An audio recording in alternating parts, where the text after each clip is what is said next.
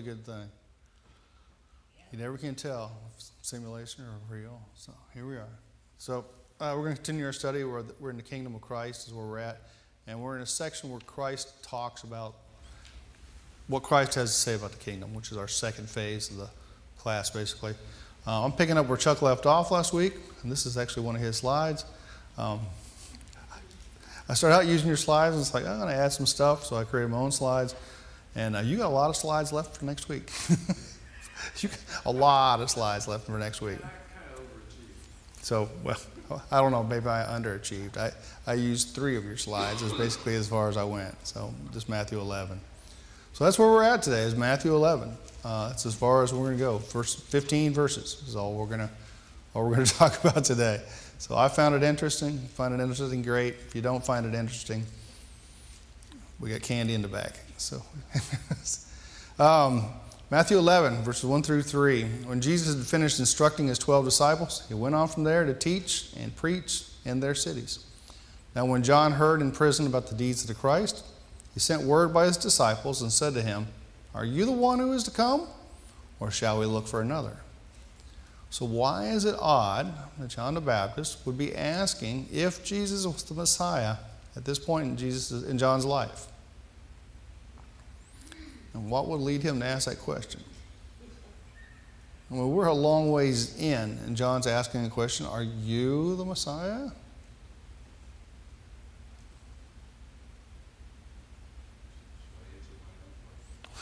Chuck wants to answer his own question? Well, they're cousins. They've known each other. They've known each other for their entire life. plus some.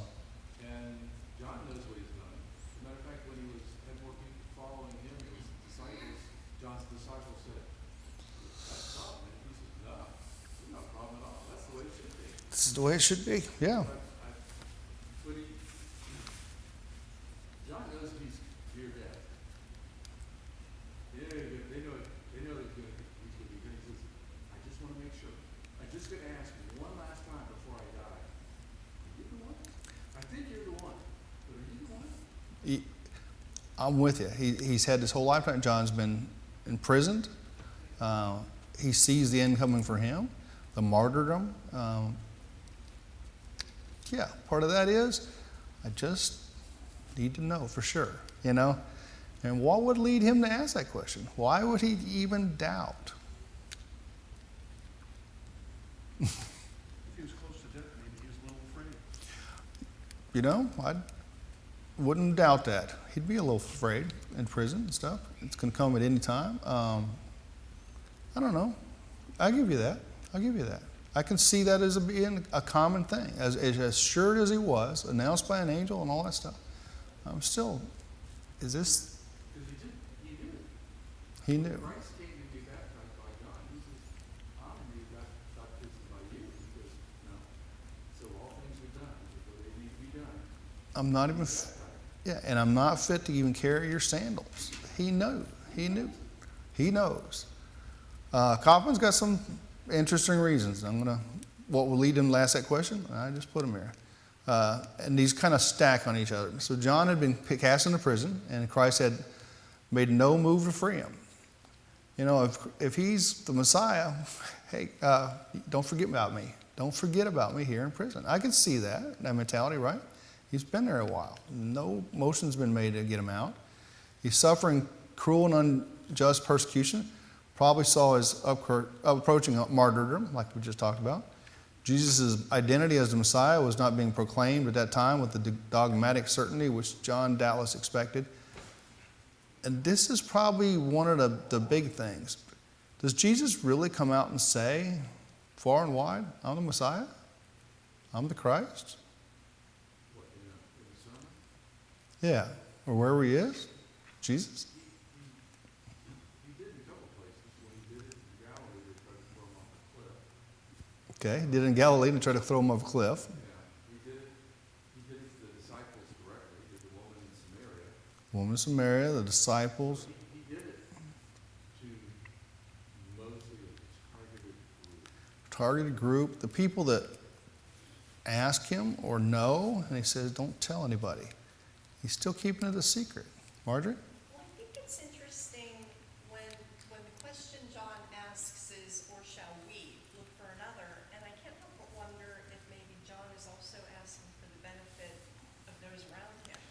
It could be. It could be that he's asking for the benefit of those around him. Because like this, he doesn't ask directly. He sends his disciples.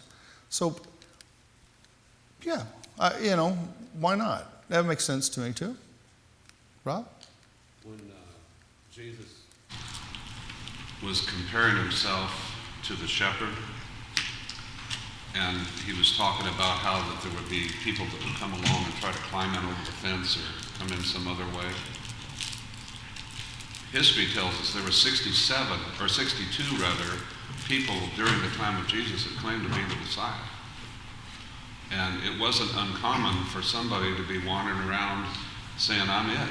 Sure. And he had to point out that nobody can come to the Father except through me.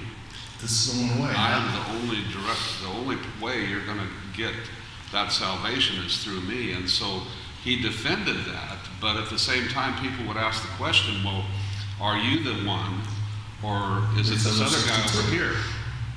And so I think he definitely proved the very last two verses in the Gospel of John talk about there were many other signs that I could have put in here, but there's enough right here that you might believe, and by believing you have that life. And that John approaches differently than any of the other ones. He starts out with the divinity of Jesus being the Word, and that Word is kind of followed all the way through the Gospel of John, that the bread of life, the Word, the water of life, the Word.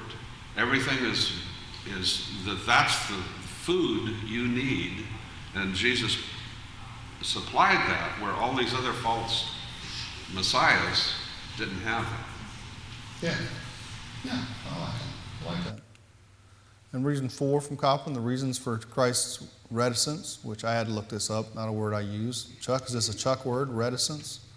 About his messiahship could not have been clear to John.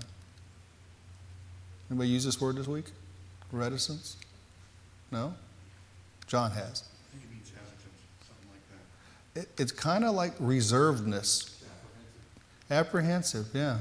So it's what it is. Why is he reserved? Why didn't he just make it clear?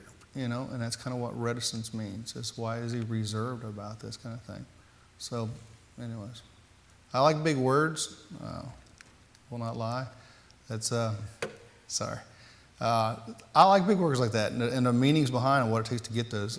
But I don't really like. Sometimes it's just too much. So, what do you think Jesus was so reserved about proclaiming himself to be Messiah? Luke 12:50's got, I have a baptism to be baptized with, and how great is my distress until it's accomplished. You can see that he fights with it himself. Rob? You have noticed that every time he performs a miracle, don't tell anybody about it. Yeah, don't tell him. Don't tell him. Why? He's on a time schedule. If they get ahead of themselves, he's not going to be the Passover lamb. He's on that track, and he has the ability to perform these miracles that he can be in the middle of a crowd when they were going to push him off the cliff, and he just disappears. Yeah. How did that happen? Well, he has that miraculous ability that nobody else has, but he keeps telling them, now don't go around because they're going to come and take me and kill me before it's my time. And so I think what Jesus is trying to convey, it's not that he doesn't want anybody to know that he's the Messiah. I'm on a time schedule. When the fullness of time came, God sent forth his Son. That's the thing that you got to keep in mind when you read this, that it makes perfect sense if you think about it in the plan that was foreknown before the foundations of the earth. Yeah. That this is going to happen just as I want it to. Man can't stop that from taking place. Right. Because it changes the plan. I know we see that here. I know it at work the same way. If you change the plan, things don't go well. All right. So you just have to walk a narrow path, and Rob basically said the same kind of thing right here. It's an AI-generated path, but anyways, it's a generated path. You ever seen paths like this? Ever been on a path like that? No, I probably avoid it. You probably avoid it? You're not going to go a little to the left, a little to the right of it, that's for sure. We were at the Continental Divide in Colorado, and they've got paths like this, and it follows the Continental Divide. And I've been on a few paths like this, a little bit of hike. It's a unique spot to be. It's neat. Did you ever ride a bike on one? No, I always wanted to. Man, we went to ski resort at Jackson Hole, and that's one of the things in the summertime. They mountain bike down those things. And I wanted to do that, and I realized I'm probably really too old to be doing that because we did walk down it, down the pass, but I did not ride a mountain bike. But, Well, those Grand Tetons are like this. oh, they're huge. They're beautifully sharp, and the West is a grand place to be in those areas. So as Jesus walks this path, if he on one side, he can convince people that he's the Messiah. The other side of the path is he has to dispel thoughts that he can take over the Romans. Okay? And this is the path he has to walk. Why can't he do too much of this? Why can't he do too much of convincing people that he's the Messiah? Rob? I don't mean to, well, I do, I guess. Jesus came to restore Israel. That's talked about all over in the Old Testament. A remnant. Amos talks about, that the shepherd's going to get the land back, but he's only going to get a couple of feet in the air. That's a pretty small remnant. But the bulk of the people are going to reject him. And because he mainly talked to the Jews and the Hebrew people, the Pharisees, the Sadducees, the Sanhedrin, all of them looked at Jesus as a threat to them. And, they all wanted to kill him. And they were trying to conspire, now how are we going to do this? And they constantly tried to trap him all the time. And he wasn't going to get caught in their trap. And I think that, he's on this path, but it's one that God set before him. And so he's Yeah, it's a path that we're performed by God, and you're right. If he does too much on the convincing people he's Messiah, the Sanhedrin and such, they're on top of him to kill him too early. And if you're the Messiah, what's the rumor of the time? The Messiah's going to come do what? Establish a kingdom on earth. But there's already a kingdom, the Romans. So he convinces too many people that he's really the Messiah, he's got a lot of power, and he's here to set up a kingdom. The Romans ain't going to take care of that. They're going to take care of it themselves, right? Squash them too early. So too much to the left, he ends it. Same thing with this. If people think he's there to take over the Romans, I guess really that's where it goes, is he gets squashed too early. Rob? Here I go again. 1 Samuel 8, when the Jews rejected God as their king. God was ruling from heaven. He was their king. There was a kingdom, and he never intended for a physical kingdom to begin with. He was there. They were there. They were his people. But his plan was to have the spiritual kingdom. And the Jews, if they read the Old Testament, which they did, they understood that there was another kingdom coming, and that it was going to be different from the old kingdom. And that's why Nicodemus, you must be born again, that into the old kingdom you were born, whether you believed or not. You were born into that kingdom. In the new kingdom, everyone who is taught of God comes to God. That you were taught first and then born into the kingdom. It just flips the whole thing over. Yeah, flips it different. How could Jesus openly proclaim himself to be the Messiah to the woman at the well? Chuck talked about her earlier, the woman at Samaria. And if you've been here the last 2 Sunday mornings, you've heard sermons about the woman at the well. One of the most taught things here, I think. How could he proclaim himself to her, yet retain his reserve, where he's not telling everybody? Why is it different that he can tell her? Look at the discussion that they she brought it up. She said, we're still looking for the Messiah. And he was speaking, and they were talking past each other. You know, she's talking about water, physical water. He's talking about spiritual water. And that's when he basically answered her question, or the discussion, and it ended when he said, I am he. When you seek, I am he. Mm-hmm. And I think for him it was, okay, It was time. it was time. Yeah. This woman is looking. She needed that answer. He couldn't leave her without the answer. I agree. It was the time. He had to tell her.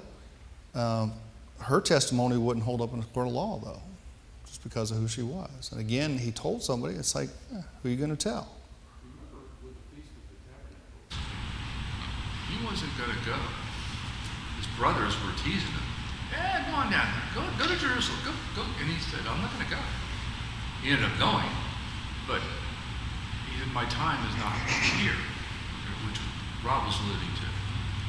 Because it was Passover. It would be the next big festival in Jerusalem. That would be when he knew he was going to be taken. But he wasn't taken. He gave himself. He gave himself. They thought they took him. And that's part of it right there, too, this whole deal. I mean, like I said, the Sanhedrin could kill him, but he wasn't killed. He gave himself. The Romans could kill him. They don't settle it either. He gave himself. So neither one of those. Yeah, they didn't want to kill him because why they would, as you said, they would blame them for killing him. Right. It doesn't, he can't give himself as a sacrifice if somebody takes his life for sedition or something like that. He commonly gives an answer like he does in Luke 23:3 to Pilate. Are you the king of the Jews? And he answers, you said so. He never says it in his own words when they could basically hold that against him. You know, he says it, but he doesn't confirm it. And it's for his time, it's to avoid, keeps him on the path. Rob? Remember in John when he says, I am? That's the same thing. Same thing. Tell him who sent him, I am. And that his divinity was there. But how do you convey that to people that here's God on earth? We still can't get our head around God to begin with. We think in terms of, well, there's a throne. He's sitting on this throne somewhere up there in heaven. He's got a right hand, I know that. He must have a seat, a bottom, because he's sitting on it. His feet are the footstool. I mean, we have this image, but it's all just a physical, that's all we can think about. We can't think in terms of spiritual, because we're not in that realm here. We have to describe it in a physical sense. And, you know, the face of God or whatever, we come up with this, and if we were trying to draw a picture of God, what would it look like? And so that's what Jesus was having to do, was show people that I am here for this reason. I could stop it all if I wanted to. Yeah. He's got a I path. was giving myself as a sacrifice freely, that it's a one-time deal that will last forever, rather than all the blood of the bulls and goats. Rolls forward. And when you think about how much that was, there's a point where it talks about how Solomon, when he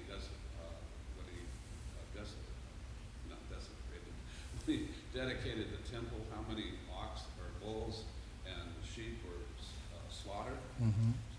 You think about that number, and they would have to kill one animal, or two animals rather, every second in order to get through that pile by the time that happened. It was an exaggerated number, but still, when you think about hundreds of years of sacrifices, I mean, Yeah.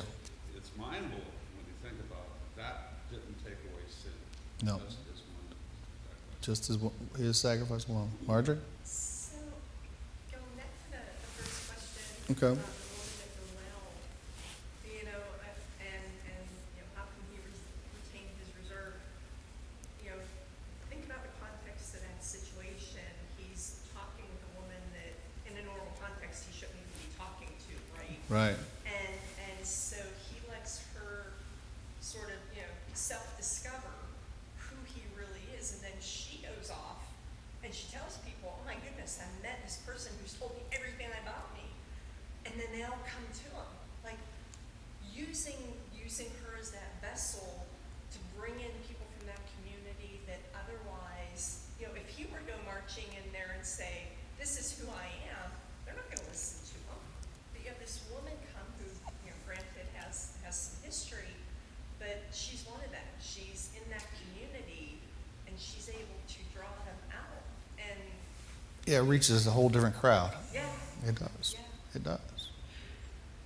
But you're right. I mean, if he stood there and said the Messiah, that whole crowd may have looked at him as, you're here to punish us, exactly. push us away. Yeah. So, Rob?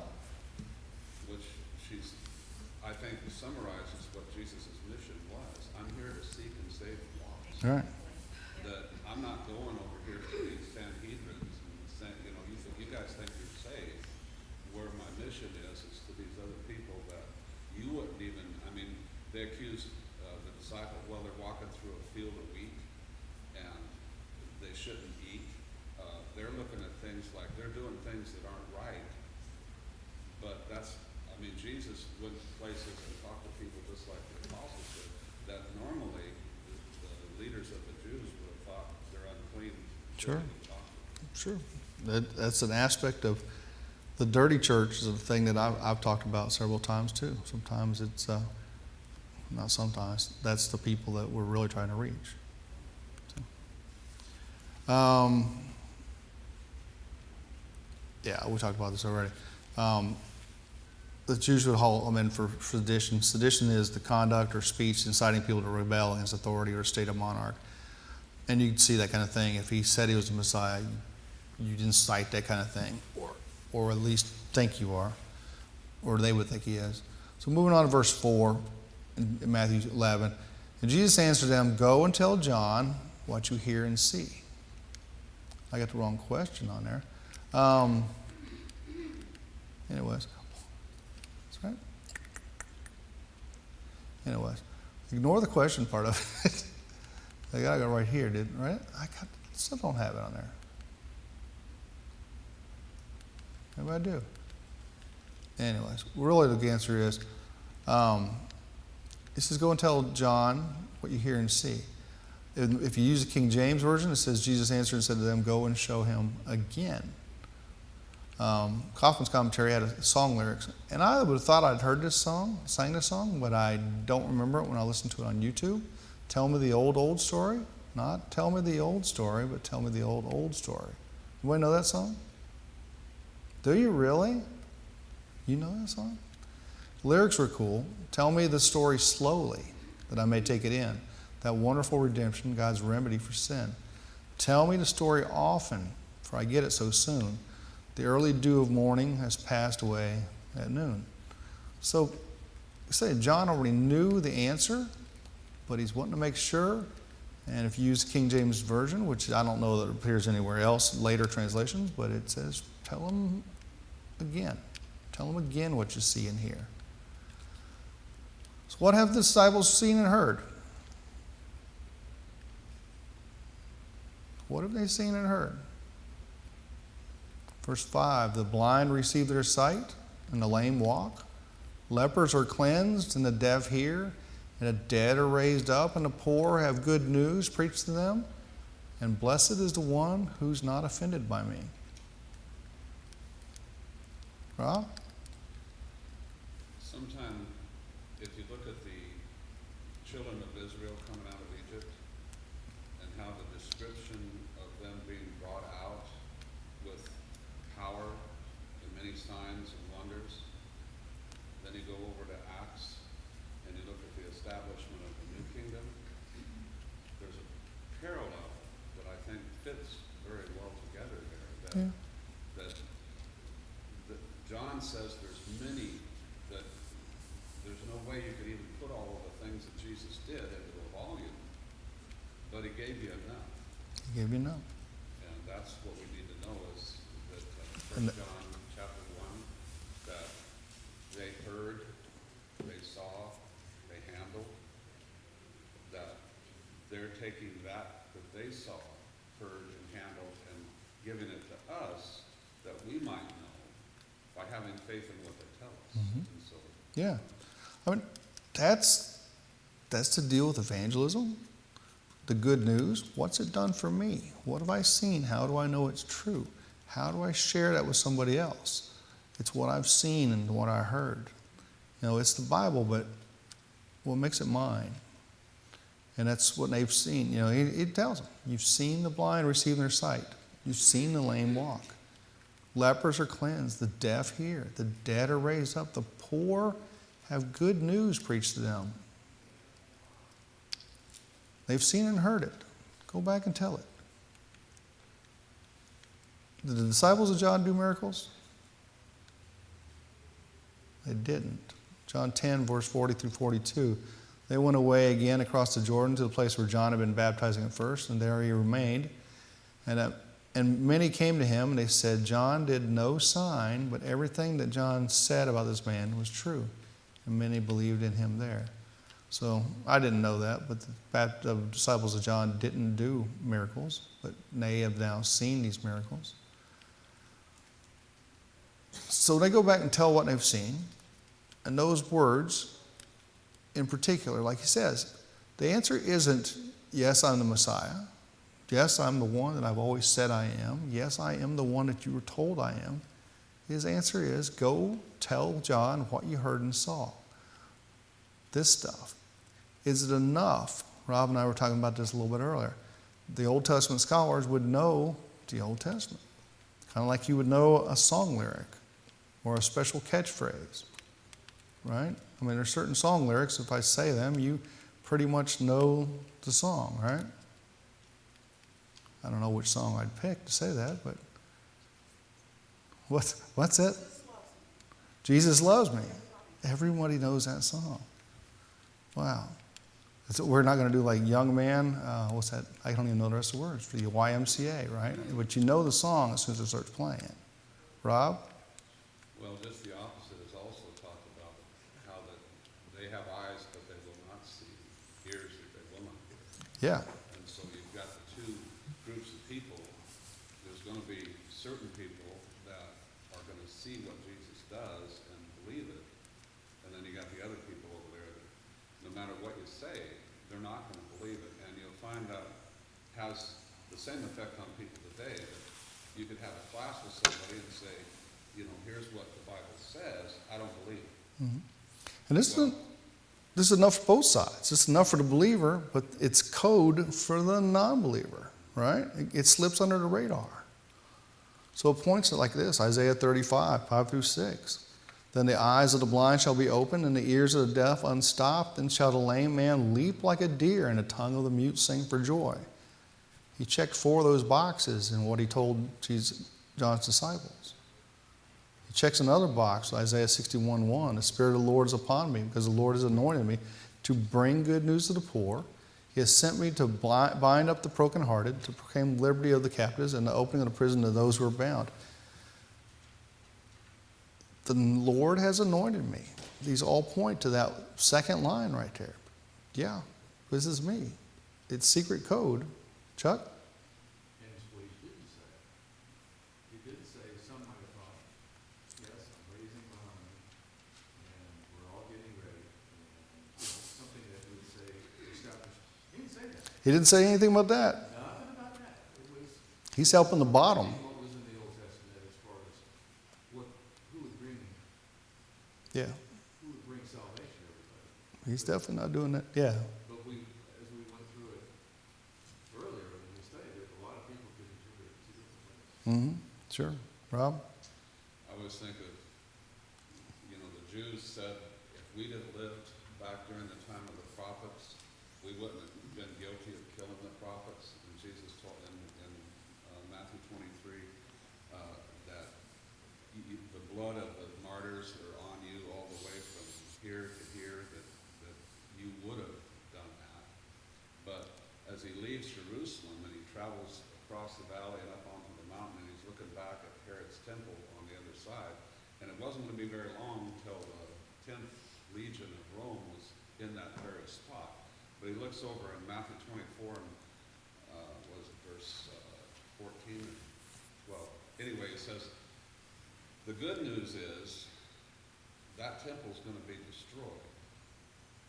And you think to yourself, that's good news if you're a Jew. I came to tear that down, and that, I mean, had to be, how could they accept that? Well, it was because the good news to the poor, you know, the good news is you're gonna inherit the land, not the dirt, but there's another land that you're gonna inherit. And so the poor aren't gonna, you know, like, I had some Jehovah's Witness friends that said, you know, when we're brought back, we're all gonna get a mansion to live in here on earth. And, you know, it's like, I'm gonna live in Bill Gates' house, you know, and people talk that way. That's not what Jesus' plan was at all. No. That there's a different kingdom that he's setting up. I'm sorry. That's all right. That's all right. Rabbit hole. In verse 6 it says, blessed is the one who's not offended by me. This wasn't in the prophecies from Isaiah. That's the message he sends back to John. Blessed are you because you're not offended. I mean, he's still looking. So that's, you know, and that's, I guess, comforting news to John. Moving on, verse 10, Psalm 7. As they went away, Jesus began to speak to the crowds concerning John. So as John's disciples go away, he starts talking to the crowd about John the Baptist. What did you go out into the wilderness to see? A reed shaken by the wind? So if John the Baptist was a reed shaken by the wind, what kind of man would he be? The wind blows this way, he leans this way. The wind blows this way, he goes this way. Not a great guy, not the kind of guy that would be wishy-washy, not something that would deliver a firm message that you could stand on. So, yeah. Rob? Matthew 3. Okay. Was it verse 4 when he's talking about how that the axe is already laid at the root, that the consuming fire that is coming with judgment? That's pretty forceful language. Talking to the Pharisees, you know, they came out to him, but they didn't come with the right attitude. Sure. And he laid into them real hard. And so he wasn't that He didn't, wishy-washy. he wasn't wishy-washy like He this. just said, well, you know, okay, you know. Yeah. It continues to describe John. What did you go out to see? A man dressed in soft clothing? Behold, those who wear soft clothing are in kings' houses. So if they'd gone to see John, we know he's wearing camel hair. I can only imagine how scratchy that is. Anybody ever touch camel hair? Touch elephant hair.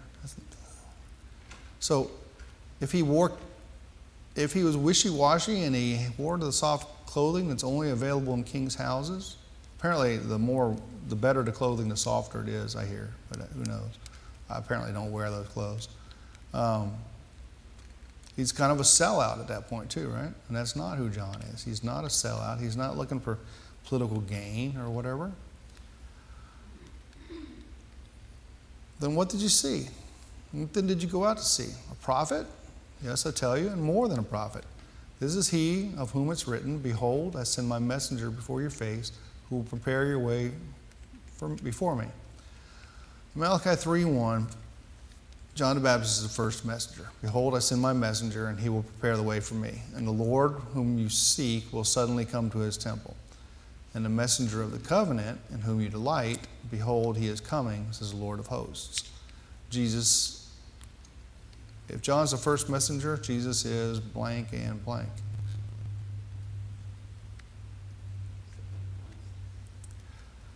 He's, yeah, you know, he really is the second and last. I didn't think about that, but yeah, he's the second messenger. He's the messenger of the covenant. He's also Lord, so which we'll take that as last too, right? There's no other Lord, more Lord than Lord. So yeah, that's where. So John the Baptist is the first messenger. Jesus would be the Lord, and he's the messenger of the second, the new covenant. 11.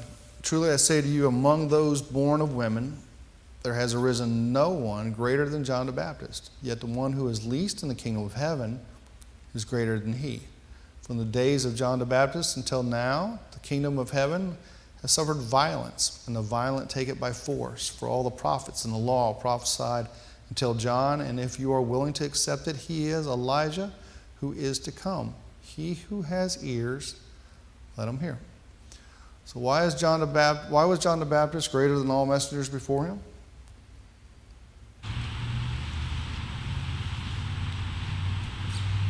Last one was probably because he's the closest to Jesus.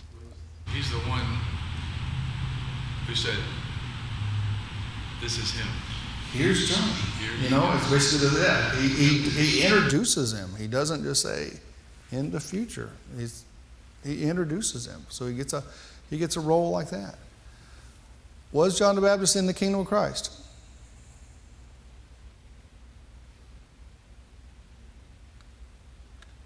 Kingdom of Christ doesn't happen until the day of Pentecost. So he's not in the kingdom. He's not in that kingdom.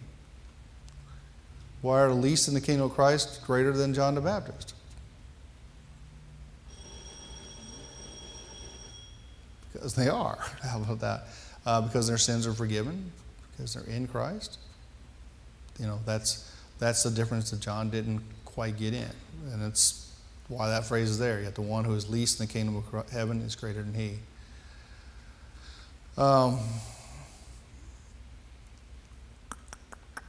What is violence? What is the violence that the kingdom of heaven faced since the day of ministry of John the Baptist? Verse 12 talks about the kingdom of heaven has suffered violence since the days of John the Baptist. What would that violence be? The suppression of the truth. Questioners of the truth. I like that answer. That's a good answer. Those who questioned the truth, those who sought to suppress the truth. Typically we see the Sanhedrin, the Pharisees, the scribes. They would be part of that. They tried to tear it down before it happened. So, Rob? Well, you probably got Malachi 4 coming up. But if you read Malachi 4, Elijah, he's going to sin, but there's this conflict that's going to happen. You've got the Jews, the Sanhedrin, the leadership. They're all going to oppose Christianity. Mm-hmm. Paul is going to travel and put Christians to death. I mean, that was who was the enemy of Christianity, was the Jews. Mm-hmm. And they sought to bring all of it to an end because it was a threat to them. And so the beginning of this is going to be, well, we've got to take care of this enemy. Mm-hmm. And I think you'll find that the Old Testament especially, like in Daniel 12, everybody tries to figure out the numbers and everything, but when God's people are shattered, there's your answer right there as to when this is going to happen. When God's people are brought low, this is the Jews who were God's people but are no longer God's people. And when they're dealt with, then you have this fulfillment of all that prophecy that's talking about. We can see this starts with John the Baptist. John the Baptist proclaims Jesus. That's when this picks up. That was where I was going with. Chuck had a question that was very similar. That was the only thing I even saw. Kaufman quotes McGarvey. McGarvey talks about the gates of Christ's kingdom were not opened until the day of Pentecost. But men, hearing it was about to be opened, sought to enter it prematurely, not by the gates which God would open, but by such breaches as they themselves sought to make its walls. And I didn't see that coming, I'll be honest with you.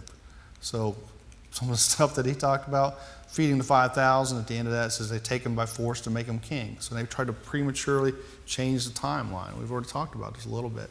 Some of the people tried to change the timeline, make it happen their way. Mother James and John, she asked Jesus for something. Make them sit at the right hand, the left hand. They try to change it. Hannah, house of Zacchaeus. Matt's going to talk about Zacchaeus today. They supposed that the kingdom of God was going to appear immediately because he had said, for the Son of Man came to seek, today salvation has come to this house. Some of these things, people try to push it to be what it wasn't.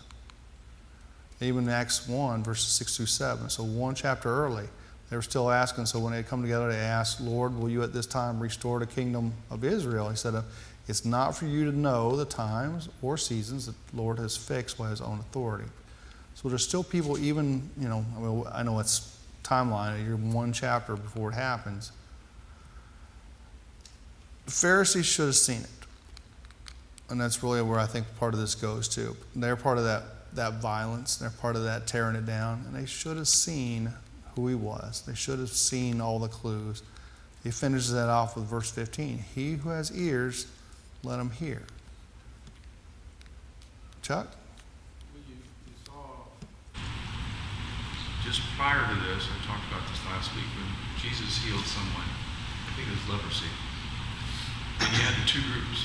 You had the Jewish leadership and the Jewish rank and file, lack of a better word. And the rank and file were amazed that all these things were being done. They'd never seen it before. And the rank and file said, and the leadership said, oh, he did it by the devil.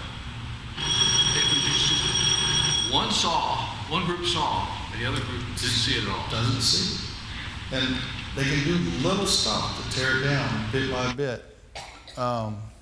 The Pharisees should have seen John the Baptist's birth was announced to Zacharias, who they knew there's a whole lot of stuff that goes with it. But anyways, fairness off, he who has ears, let him hear. So that's, as we look at the kingdom, Jesus talks about it, but he's talking about it in code. He's not just real, I'm here as the Messiah. Rob?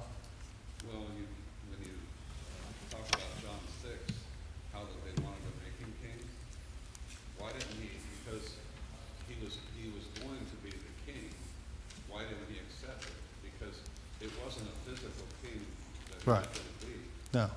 And that goes back to 1 So- Samuel. Yeah, so they're tearing it down piece by piece that way.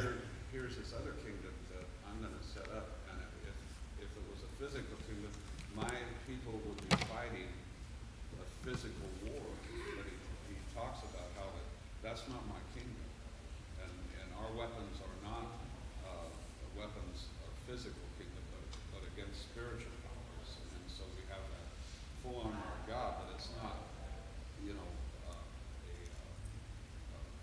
what do they call So- this? That's Bulletproof vest. bulletproof vest. That's not what our weapons are all about. No. We're in a spiritual. Marjorie? What comes to mind is, and forgive me, I don't remember the book or the chapter, of course, but where early on in the Old Testament, where God reveals himself, and the verse goes something like, he wasn't in the earthquake, he wasn't here, he was in the wind.